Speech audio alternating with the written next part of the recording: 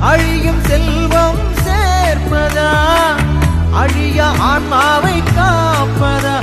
இந்த கேள்விக்கு பதிலாய் வாழ்ந்தவர் யார்? அவரே புனித சவேரியார். உலகமெல்லாம் எனக்காதாயம் என வாழ்ந்தவர்